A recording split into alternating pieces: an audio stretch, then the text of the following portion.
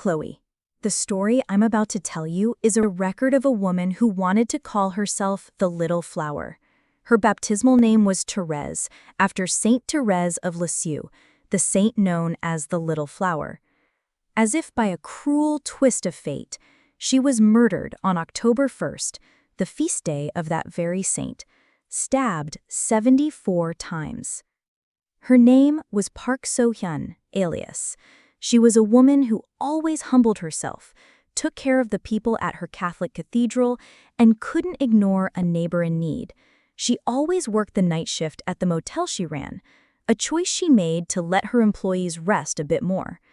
On the morning of October 1st, 2010, at the Buckingham Motel in Sinjeong-dong, Seoul, an employee, Mr. Choi, alias, arrived for the morning shift and felt that something was wrong.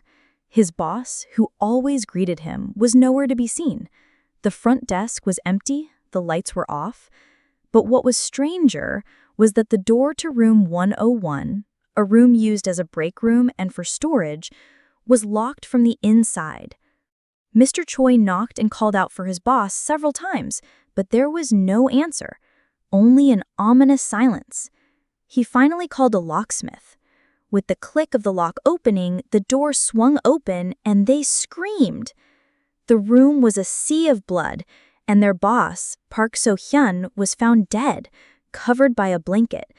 Her body bore 74 wounds. Fatal stabs that pierced her heart and lungs, defensive wounds on her arms and hands showed how fiercely she had fought. But nowhere in the scene could the killer's fingerprints or DNA be found. The first question for investigators was the motive. A robbery? No. The cash in the motel's register was untouched. A personal grudge, then? Profilers focused on a contradictory clue. The killer had covered the victim's body with a blanket. This is an act often seen in crimes committed by an acquaintance, someone who feels remorse or guilt. And yet, the 74 stab wounds were a classic sign of overkill, an explosion of rage typical of a crime of passion between people who know each other. What could this contradiction mean? Did the killer know the victim and hate her with a passion, yet feel remorse after she was dead? The investigation immediately turned to the CCTV footage. Luckily, a camera was pointed at the motel's entrance. That night, from when the victim was last seen alive around 12:40 a.m. to when her body was discovered at 10 a.m., a total of 53 people entered or left the motel. For days, the team reviewed the footage, eliminating suspects one by one. And finally, a single figure emerged from the grainy footage like a ghost. At 2:45 a.m., a man enters the motel. He wears a blue and white top and black pants. About 30 minutes later, at 3:16 a.m., he walks out again. But his behavior is strange. He spots a street sweeper and a sanitation truck across the street, flinches, and changes his direction, disappearing into a dark alley. He is actively avoiding being seen. Why was he trying to hide? Police poured all their resources into identifying this man in the blue top.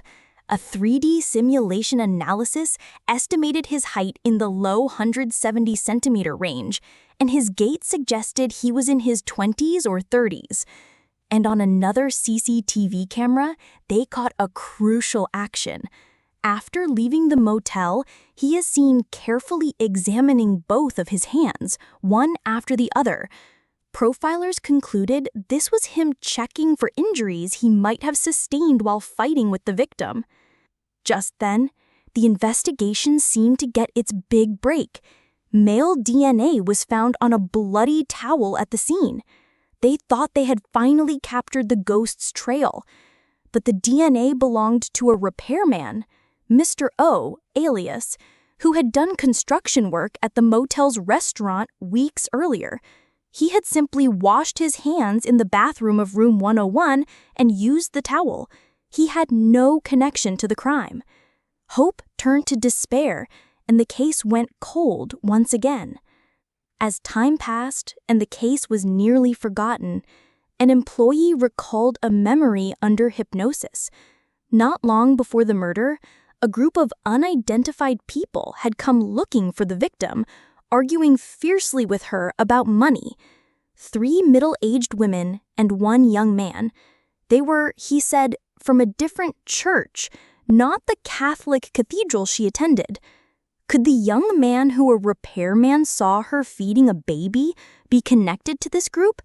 And could the man in the blue top from the CCTV be a part of this mysterious organization? Do you think the man in the blue top was an acquaintance with a personal grudge against the victim? Or do you think he was a third party, related to the unidentified group and their financial dispute? Please leave your theories in the comments.